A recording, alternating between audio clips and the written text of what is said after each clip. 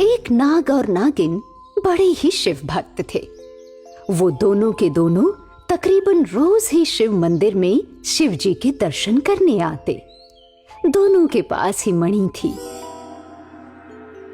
एक दिन मंदिर के पुजारी ने उन दोनों सर्पों को नागमणि के साथ देख लिया।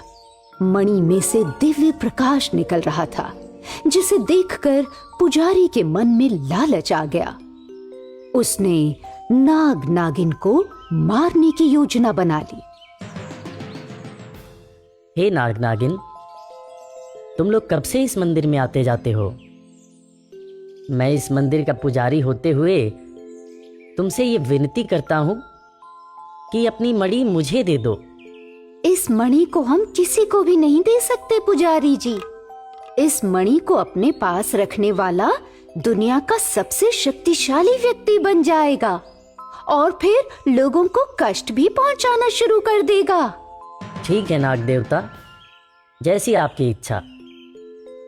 अब तो पुजारी जी के मन में दुनिया का सबसे शक्तिशाली व्यक्ति बनने का ख्वाब सजने लगा था।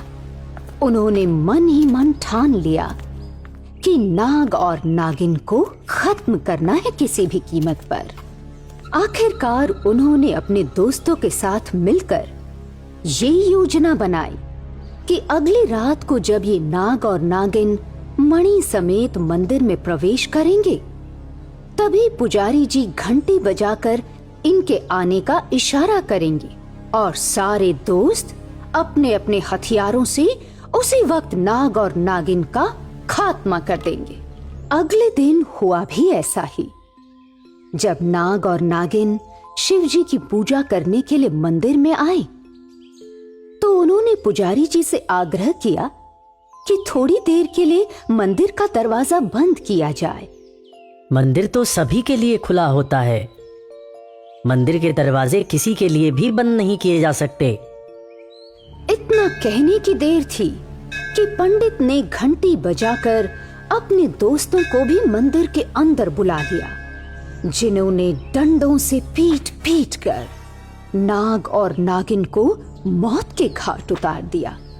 उन्होंने उनसे वो उनकी मणि भी छीन ली, लेकिन नाग और नागिन तो इच्छाधारी थे, इसलिए अब वो इच्छाधारी भूत बन चुके थे। अगले दिन जब पुजारी ने खुश होकर अपने घर में अपने दोस्तों को पार्टी दी, तो वही इच्छाधारी नाग और नागिन भूत बनकर उनके घर आ पहुंचे।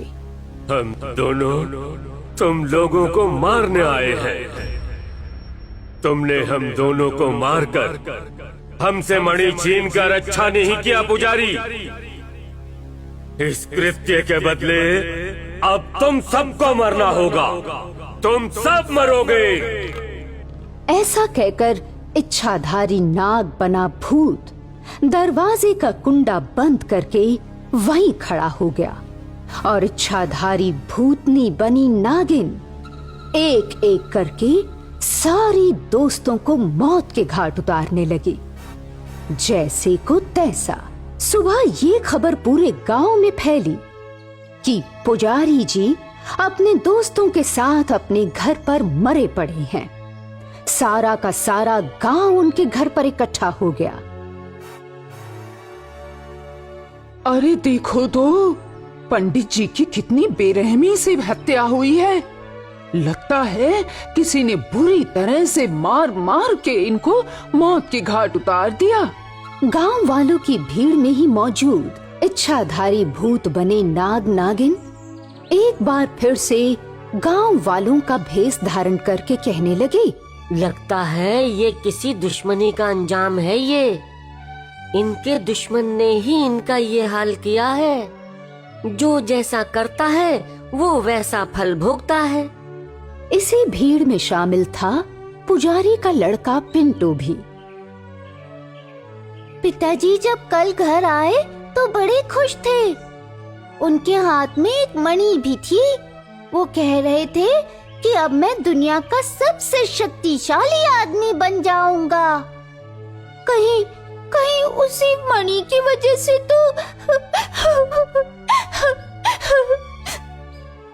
क्या कहा? मणि? ये मणि क्या होती है? ये मणि नाग जाति के सांप से ही मिल पाती है। न जाने पिताजी मरने से पहले मणि कहाँ रख गए हैं।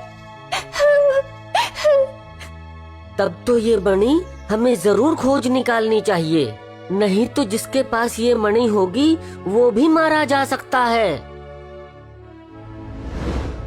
हाँ भाई हाँ, तुम ठीक कहते हो। हाँ हाँ सही बात है, जल्दी खोजो मणि, कहीं हमें नुकसान न पहुंच जाए, कहीं हम न मारे जाए इसके चक्कर में। और यूं ही बातें करते करते कब दिन बीत गया किसी को मालूम न पड़ा।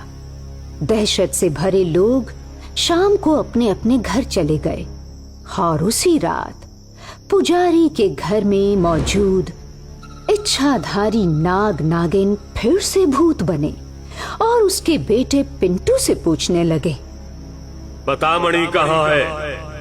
बताता है या तुम्हें यहीं मार दे अभी? आप कौन हो? हम नहीं जानते मणि कहाँ है। आप हमें छोड़ दो, हम वाकई नहीं जानते पिताजी मणि को कहाँ रखे गए। अच्छा, नहीं जानता? तो फिर मरने के लिए तैयार हो जा। आज के बाद तू जिंदा ही नहीं रहेगा किसी को कुछ बताने के लिए।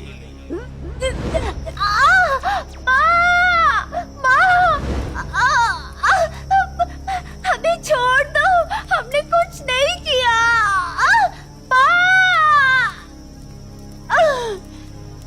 और इतना कहते ही इच्छाधारी भूत बने नाग नागिन पिंटू को मार देते हैं।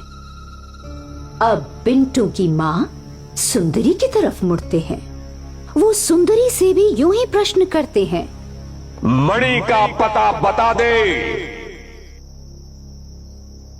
मैं तुम लोगों से डरने वाली नहीं हूं, समझा?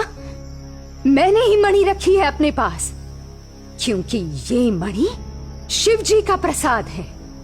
ये मणि हमेशा सत्य का साथ देती है। तुम दोनों ने अपने अपने दुश्मनों को मारकर अपना बदला ले ही लिया है, तो फिर अब मुझसे क्या लेने आए हो? देखो देखो, तुमने मेरे पति को मारा, मैंने कुछ नहीं कहा, और अब मेरी ही आंखों के सामने तुमने मेरे बेटे को मारा। क्या गलती थी उसकी? बोलो, गलती करे कोई और भोगे कोई? इतना कहते ही घर में रखी हुई उस मणि के अंदर से चमत्कारी शक्तियां निकलकर सुंदरी के शरीर में प्रवेश कर जाती हैं, क्योंकि मणि सत्य का साथ देती है। सुंदरी ने अपनी उसी चमत्कारी शक्तियों से इच्छाधारी भूतों को मारकर हमेशा के लिए मुक्त कर दिया। मणि को उठाकर शंकर भगवान के चरणों में रखा, जिससे वो हमेशा के लिए शंकर जी के चरणों में विलीन हो गई।